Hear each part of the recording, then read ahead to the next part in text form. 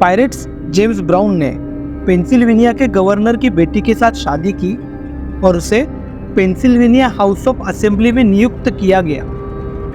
सच्चे विद्रोही सैमुअल विलेट जैसे नेता थे, जो जमीन पर सत्तासीन व्यक्ति थे, जिन्होंने क्राउन अथॉरिटी के खिलाफ दंगों का नेतृत्व किया था। ये कॉलोनियल सोसाइटी के उच्च स्तर के लोग थे, राज्यपालों से लेकर व्यापारियों तक, जिन्होंने ग्लोबल पायरेसी का समर्थन किया, न कि कुछ निम्न वर्ग ने। लोकप्रिय संस्कृति ने पायरेट्स की छवि को अराजकतावादी के रूप में बनाने में भारी निवेश किया है, जो रंगीन भाषा में बात करते हैं। वास्तव में पायरेट्स के दिखने और आवाज़ में हम जो कल्पना करते हैं वह इतिहास के केवल एक दशक से ही मेल खाता है। 1716 से 1726 तक। 1713 यूट्रेक्ट की संधि से पहले की अवधि के लिए एक वास्तविक पायरेट्स के बजाय पायरेसी करने वाले नाविक के बारे में बात करना अधिक समझ में आता है।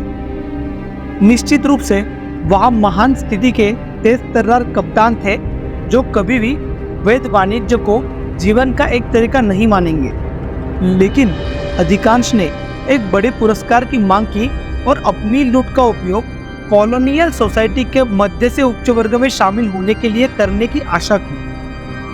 पायरेसी अक्सर एक एक्ट या फेज होती है, न कि जीवन जीने का एक तरीका।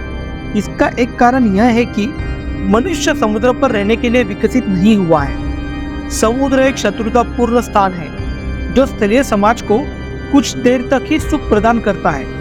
पायरेट्स को अपने जहाज़ों को साफ करने और मरम्मत करने, लकड़ी और पानी इकट्ठा करने, चालक दल इकट्ठा करने, कागजी कार्रवाई प्राप्त करने, अपने माल की बाड़ लगाने की आवश्यकता होती थी।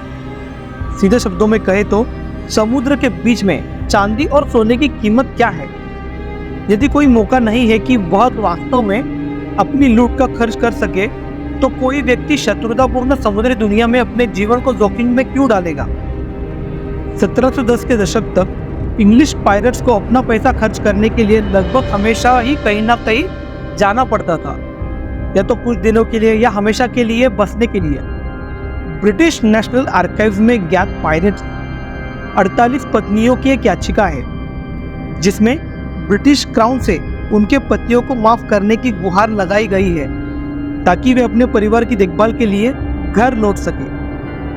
अधिकांश समुद्री रोवर्स के लिए लंदन लौटना कोई विकल्प नहीं था, लेकिन अमेरिकी कॉलोनीज में जीवन बिताना सबसे आसान तरीका था।